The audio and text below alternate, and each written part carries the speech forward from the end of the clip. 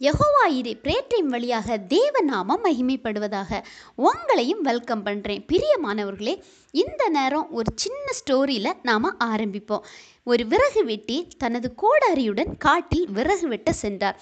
அப்போ அந்த கோடாரியை பார்த்து எல்லா மரங்களும் பயப்பட்டது. ஏன்னா இந்த கோடாரி எவ்வளவு வலிமையான மரமாக இருந்தாலும் சரி வெட்டி சாய்த்து விடும்.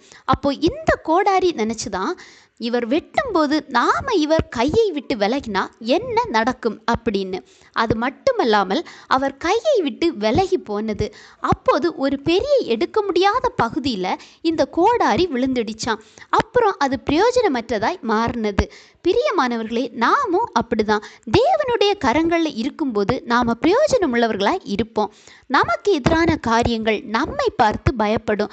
அவர் கரத்தை விட்டு விலகி போகும்போது அங்கு நமது தரத்தை நாம் இழக்கிறோம். 1 சாமுவேல் 13:14 பார்க்கும்போது, இப்போதோ உம்முடைய ராஜ்யபாரம் நிலை நிற்காது அப்படின்னு பார்க்கலாம். 13வது வசனத்தில், சாமுவேல் சவுலை பார்த்து புத்தியீனமாய் செய்தீர், உம்முடைய தேவனாகிய கர்த்தர் உமக்கு விதித்த கட்டளையை கை கொள்ளாமற் போனீர் அப்படின்னு சொல்கிறாரு. அதாவது சவுல் தேவனுடைய கரத்தில் கற்பனைகளுக்கு கீழ்ப்படிந்து இருந்தபோது அதற்குரிய உயர்வில் இருந்தார். ஆனால் அவர் தேவ கரத்தை விட்டு விலகும்போது, தேவ கட்டளைகளுக்கு விலகி போன போது ஆண்டவர் அவரின் ராஜ்யம் நிலை நிற்காது என்கிறார். அதாவது நமக்கும் இது பொருந்தும். நீங்கள் தேவ கட்டளைகளுக்கு கீழ்ப்படியும் போது நமது நிலை உயர்த்தப்படும். அதே நேரம் நீங்கள் உங்களை ஆராய்ந்து பாருங்க.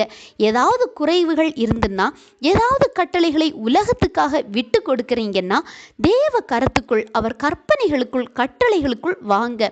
அவர் கரத்திற்குள் அடங்கி போகும்போது அவர் உங்களை தரமுள்ளதாக மாற்றுகிறார். நீங்களும் அப்படி மாறுவீங்க. ஆண்டவர் தாமே இந்த வார்த்தைகள் மூலம் உங்களை ஆசீர்வதிப்பாராக.